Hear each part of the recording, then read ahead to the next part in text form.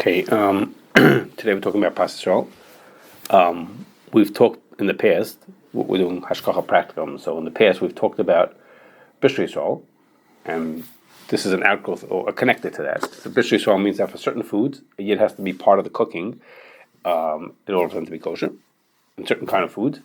And today we're talking about Pas, which is a similar din, that it has to be part of the cooking, but it's dafka for Pas. The word literally means bread. So first, I'm going to talk in two halves. First, I'm going to explain to you what's Pas. The word Pas doesn't just mean bread. What's Pas? And the second is, how is Pas Yisrael different from Bishul Yisroel? Okay, Bishul Yisroel is the more famous, if I could use the word. So what's the difference between Pas Yisrael and Bishul Yisroel? So first, I have to figure out what Pas is. Like I said, I'm going to tell you later the differences between Pas and Bishul. That's part of why you have to know what's Pas and what's Bishul. If they had the same din, it wouldn't make a difference with it. They're just one big lump together. But in order to be Pas, the simple rule is going to be is if it's Pas, then it's not in the rules of Bishul Yisroel. And everything that's not Pas is in the rules of Bishul. Okay, in other words, there isn't a definition of something that's called Bishul, or the Mishnah called Shlokas. It's really anything that's not Pas falls into that other group. Okay, so if we figure out what Pas is, then we'll know what's the non-Pas. Okay, so to speak. Okay, there isn't a definition for things that are not Pas. There's only it's just if you're not Pas, then you're everything else. That sounds funny, but anyhow. Okay, so if you eat bread, just plain bread, you make a mitzi. If you eat something not that's pure bread, it's called pas kissin. I'll tell you what that is in a second.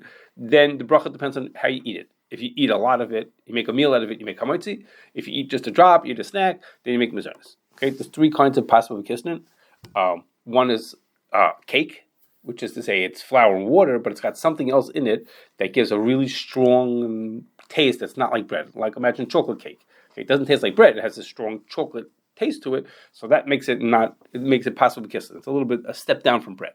Okay, the second type is a pie, which means it's a bread that has it's a bread.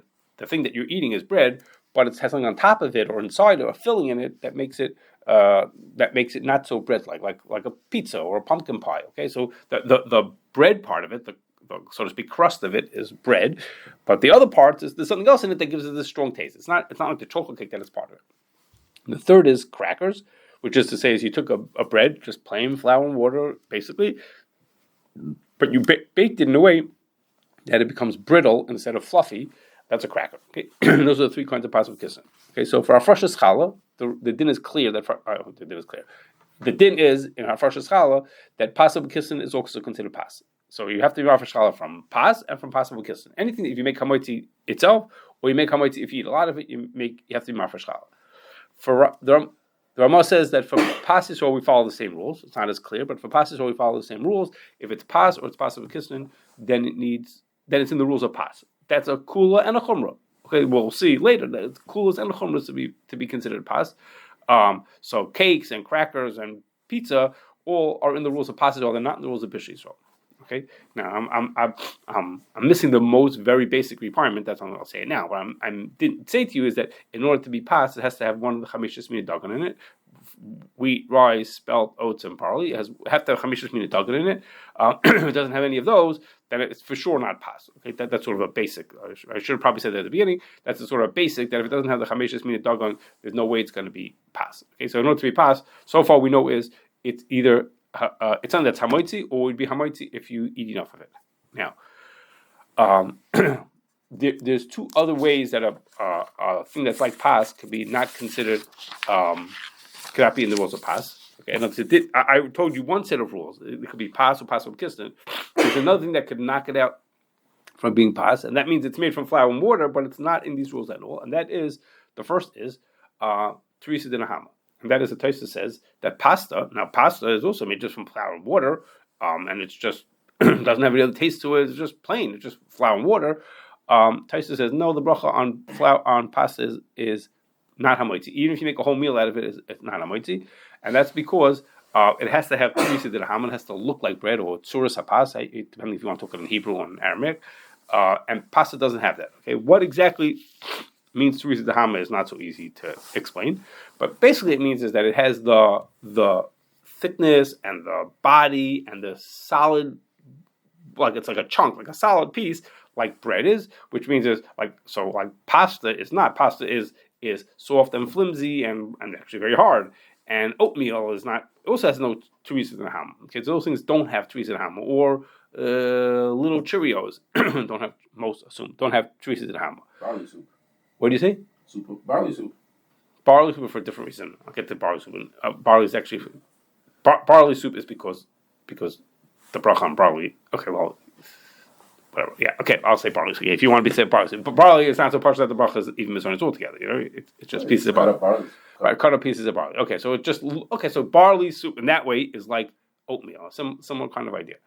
Okay, but if you have cake and crackers and pastries and soft pretzels, all those things have Tureisah in the hama. They're close enough to be like bread. Okay, but I'm giving you some of the more obvious examples. There are some cases that are not so clear, and one particular one that comes up a lot has to do with wraps. Okay, that's a case that comes up more often. Which in between. There's a lot of in between cases. It's one of the ones, and that is like this. And the shaila about wraps is the Magen Avraham describes wraps.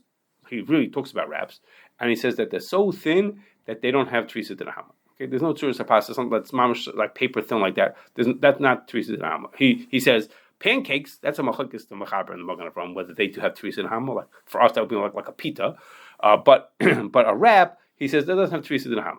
So now there's a question how to understand what that Magen Avraham says. Some people say what the Magen Avraham is giving you an objective criteria. He's saying bread is big and fluffy. So when we want to say something has Tureisah in the hama, it has to be like bread. Thin and flat is not anything like bread. It's automatically, it's inherently not bread-like. Bread means think of a loaf of bread and think of a wrap, and they have no shaykhs to each other. They're nothing to do with each other. Okay, as opposed to let's think of like a pita. At least it's soft and fluffy and has a little thickness to it, or a pancake. A wrap is thin, like so thin that doesn't have Tureisah in the hama. That's an objective criteria.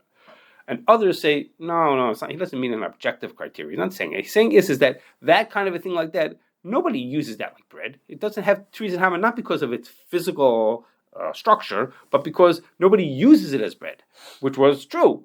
But nowadays it's not true. Nowadays people very much use it as bread. They put cold cuts and salad into it, and they make sandwiches out of it. Very much it is. So those people, if you look at it like that, you think the Magen Avraham was just describing something subjective different. It's not like bread because nobody uses that bread. No one looks at that and says, "Oh, that's like a piece of bread." So, in which case, nowadays people do use it like bread, then it would have Tureisah in the hama. Okay, so that's the two ways of looking at it. That's why some people make hamaitzi wraps and some people don't. Okay, that's what I believe the shaila is. Okay, you had something to say, Yossi. There's a lot about these wraps. I've heard other things about wraps. What do you think? Tell me. I don't know. Rabbi Badin says doesn't think the Magen Avraham means I think the thin thing is it's thinner than that. Thinner than wraps? How much thinner could it be? Okay. I don't know. I would think soft matzah in those days look like our wraps, look like our thin wraps. Whenever they made soft matzah, I mean, how much thicker than could the soft matzah be? No, soft matzah was like a pita. I see. That's chametz. No, you think our pitas would qualify as matzah? Oh, I saw them made as matzah. I once as a zillion years ago went on tour. Pita's like risen. No. And the guy said to me, we were touring wherever we were doing in the middle of some places in Eretz Yisrael, and the guy says, I'm gonna show you how they make. He took out a bag of flour and water, mixed them together, put a huge, basically like a big bowl on top of a fire, and within 2 minutes, his flour and water, he didn't put a yeast into it, flour and water, mixed them together, plopped them onto this big like upside down bowl on top of the thing. 2 minutes later, there was pita coming out. Okay. It wasn't thin like a wrap. It was like a pita. No, it was thicker than a pita. They roasted today. I found pizza in the freezer. What do I mean? No, well, our pizza. It's eaten from bakes of night. So that's a din. That's a din. If a person finds bread and he doesn't know if this is chametz stick or pesach stick, so then whatever the din is, it's a din hilchos pesach. You can't tell the difference. So this stuff that the guy made it was in 3 minutes. It was out faster than your matzah comes out of the matzah bakery, and it was not chametz. He just mixed flour in front of my eyes. Because the flour probably had lechem, so it was probably chametz already. But he mixed the flour and water together, plopped it onto the thing. 2 minutes later, it came out. Okay, 2 minutes later, he pulled the thing off the thing. And it was as thick as a pita, not like a wrap. Yeah, it was thicker than a pita. It was a guy made it by hand. He was like sitting there, roll the things together, plopped it onto the thing, and it was done. And it was not chametz. Anyhow, so that's the shayla about wraps. Okay, and people do whatever they do.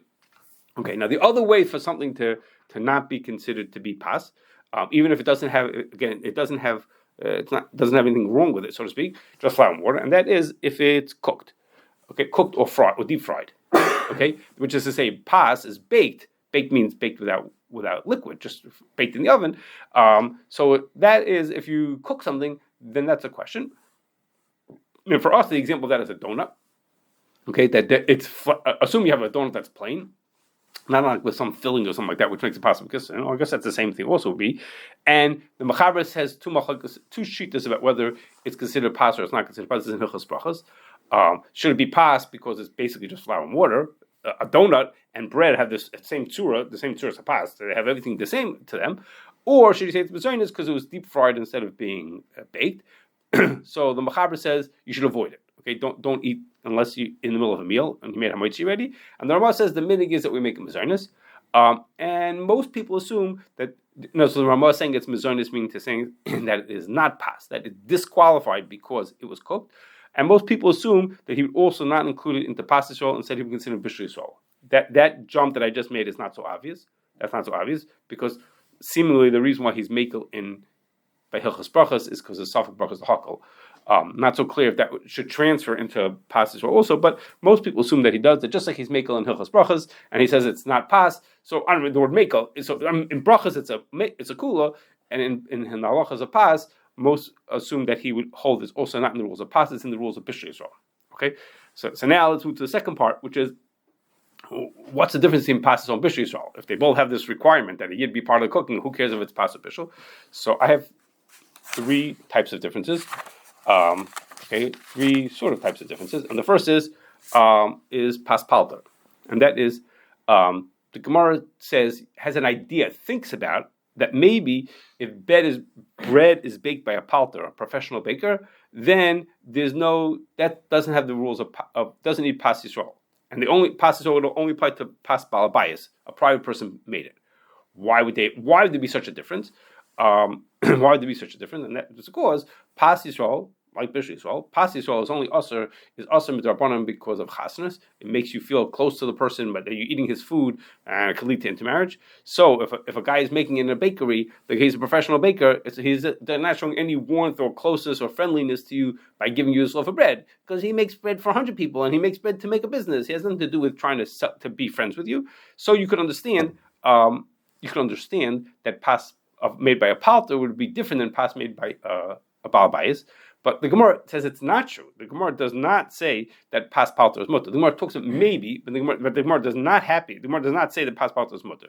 There's three shittas in Rishonim about what the din is halacha l'maisa. Okay, whether there is something about pas paltar, and the shayla is halacha l'maisa, whether there's some kind of a kula for pas paltar.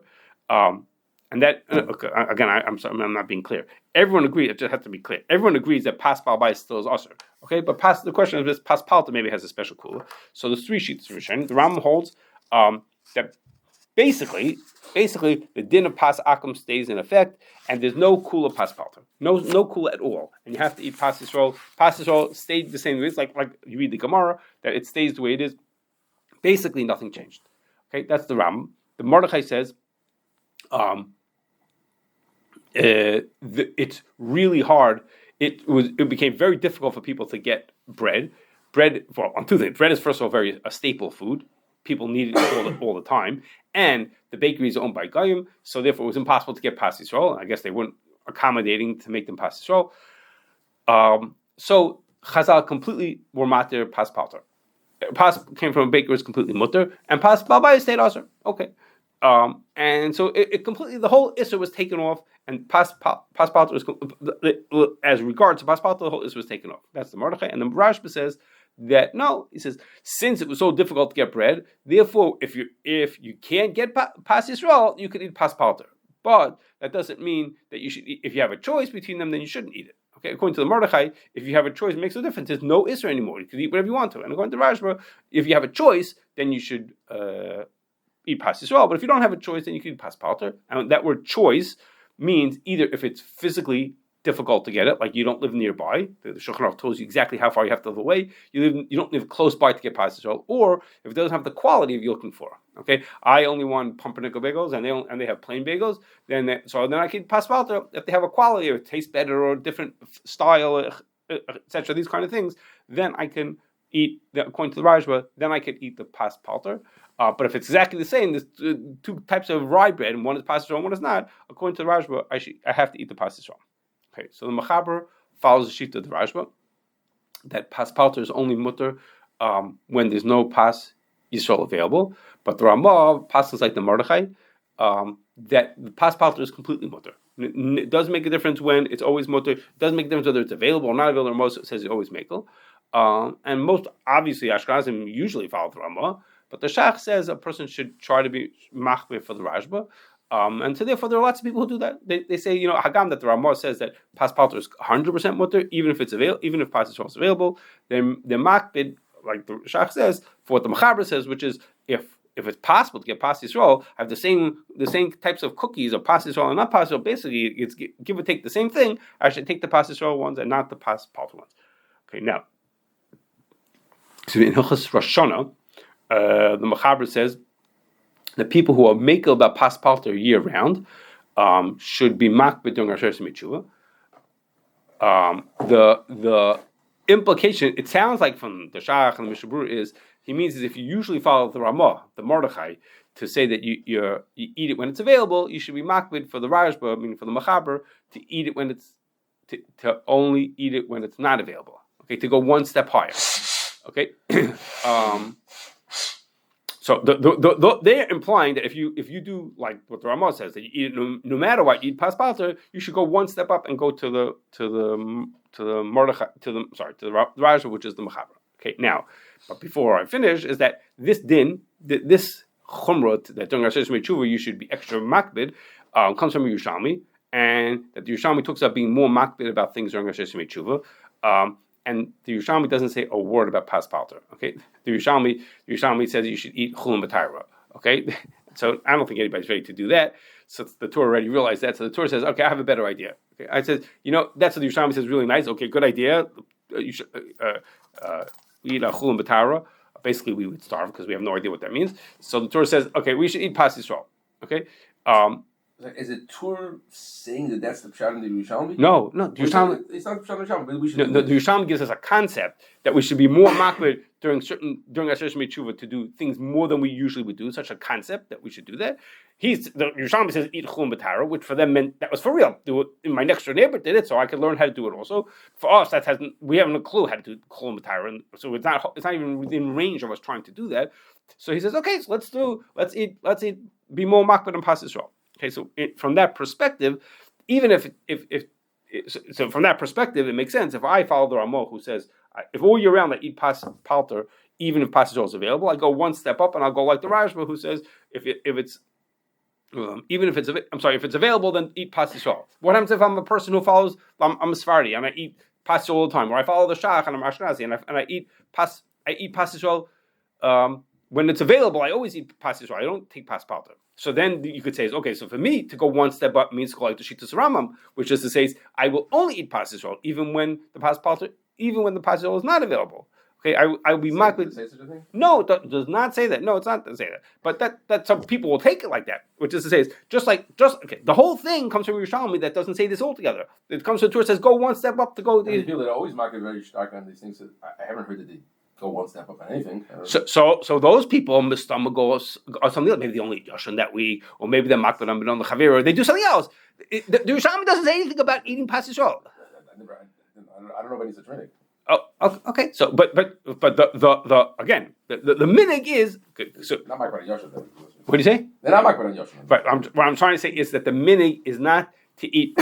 The minig, I know the Shulchan Aruch says the minig is to eat Pas Yisrael, but really, that's a translation. The minig is to be more makbid about some dinim to show the Baruch Shalom that I'm extra careful in Asher Tshuva. That's what the minig is. So the Yerushalmi says one thing, the Torah says it, and the Mechaber says a different thing. But if you did both of those things, let's say you eat chulin b'tayra your whole year round. Yeah. What would you do now? Right. So you have to find something else to do. You'll have to find. I don't know. Okay. Anyhow, so that's what it is. You don't have to. You don't want it. You don't want it. Okay. Now you should know that this Yerushalmi, the same Yerushalmi, is the makar for a different din, and that is the people to only eat Pas Yisrael on Shabbos and Yom Tov. Okay, it's the same Yerushalmi, because Yerushalmi tells you how many days a year you should eat Pas Yisrael, and if you count, he forgot about Shabbos and Yom Tov. Okay, he says during these days, I forget if he says 6 days or 7 days, he forgot about Shabbos and Yom Tov. Okay, if you count the amount of days, he says it skips Shabbos and Yom Tov. From there, we learn out that on Shabbos and Yom Tov, of course, you eat Pas Yisrael. Of course, you have to eat the same chumrah that you do during Aseret Mitzvah. That same chumrah is to do on Shabbos and Yom Tov also. It's the same chumrah. Okay, so again, I guess depending on how you choose to do the chumrah during Aseret Mitzvah is how you should do the chumrah on Shabbos or Yom Tov also. Again, the Yerushalmi again didn't say anything about Pas Yisrael. The Yerushalmi says about Chulam B'Tara. So however you choose to do the chumrah for Aseret Mitzvah, that's what you should do your chumrah for Shabbos Yom Tov also. Towards that end, in some hashgachas, including CRC, in some hashgachas have hakpadas the following. They will certify things that are pas paltar because the Rambam says it's mutter no matter what, and even according to the Mechaber, it's mutter if it's not other things are not available. So let people decide for themselves. But they will not certify. Some will not certify Shabbos chalas that are not pas Yisrael. Figuring what are you doing with? There are people who eat Shabbos challah during the week. There are people who eat challah during the week. But basically, challah is meant for Shabbos, so they won't certify any challah. This year's. Well, the second part is for sure. I think the first part might be also. They for sure in local bakeries for years they didn't let that. Those things had to be pas Yisrael, but it's not all hashgachos. Some yes or no. And the second thing was that we do is that any catered events that will take place over Shabbos, that food has to all be pas Yisrael. Assuming that the people coming to that event are expecting, if you're serving me food on Shabbos, where the din is, you're supposed to eat pas Yisrael on Shabbos, so the foods that are within range of pas Yisrael, that doesn't mean the chicken is pas Yisrael, right? I mean, the foods that are within range of being pas Yisrael, those things, they make sure to be pas Yisrael because people expect that you're supposed to have that on Shabbos, the food should be pas Yisrael. So, let's say there could be other foods that are, questionable. Breadcrumbs or something. I don't know. They make sure that not everything. That's the rule. I don't know what they do. That's what they're supposed to do. Yeah, that's the official policy. That food made for Shabbos events need to be pas Yisrael. Okay, because that's what people are. They are properly expecting that. Okay. Now that's our first difference. Second is there are two big kulas about Bishul Yisroel. Remember, I told you pas is all the things that are pas and Bishul are sort of.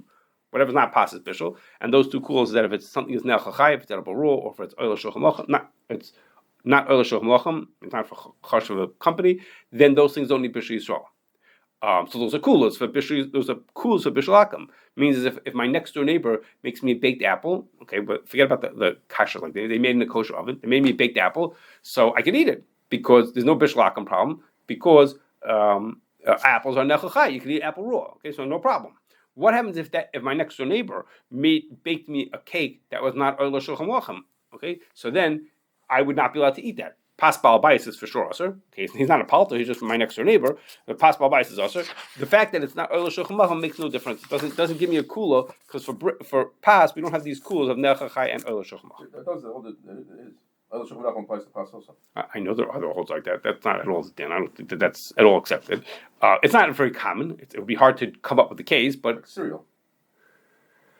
Well, we assume that cereal doesn't have Tureisah and a hama, so it's not in the rules of pas anyhow. Okay. But okay, yeah, we could come up with a case. Okay, anyhow, so pas Yisrael has this chumrah, so to speak, that oil shulchan lochem and ne'achachai don't make a difference.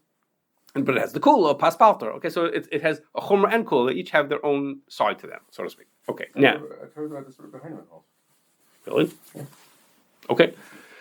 Okay. Now, last is we spoke once before here when we spoke about Bishul Yisroel, how to make Bishul Yisroel. There's a number of kulas that the Ramah holds of that the Mechaber doesn't. About lighting the fire and Eish Me'esh and Hashgachah Kisem, that the Ramah says is mutter for Pas Yisrael and for Bishul Yisroel, and the Mechaber holds it just for Pas Yisrael. Okay, so from that perspective, it's easier to make something Pas Yisrael than to make it Bishul Yisroel.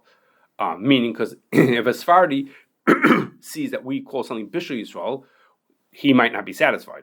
That piece of meat that we cook Bishul Yisroel might not be Bishul Yisroel for him. But if we call it Pas Yisrael, then, so to speak, we seemingly are on the same have the same requirements, and therefore if we call it pas Yisrael, then he should be happy that it's pas Yisrael also, seemingly. However, there's one kula that the Mechaber doesn't hold of even for pas Yisrael, which is negeh, and that is, what happens if a guy cooks a food to the point that it's kamaycha ben drusoy? It's passably edible. A guy cooks the food at kamaycha ben drusoy, everyone holds, before we get to the Mechaber, everyone holds that food as bishul akum. Okay, a food that needs Bishul Yisroel or pas Yisrael, and he cooked the Gemach Ben Drusoy, it's also right now it's Bishul Akum. But the Ramah holds that what happens if a Yid does the end of the cooking, then that makes it, he could take it out of the garbage. He could make it from being Bishul Akum or pas Akum into making it kosher. He could fix it up afterwards. And the Ramah holds that that's not, and the Mechaber holds that that's not true. Once it's Bishul Akum or pas Akum, it's finished and it can't get fixed afterwards. Okay, so what happens is that there are bakeries inside of a supermarket, or bakeries like a Dunkin' Donuts. I'm using those are examples because those are people who often don't use flour and water to make their baked goods. Okay, it's not like a traditional bakery that starts with flour and water.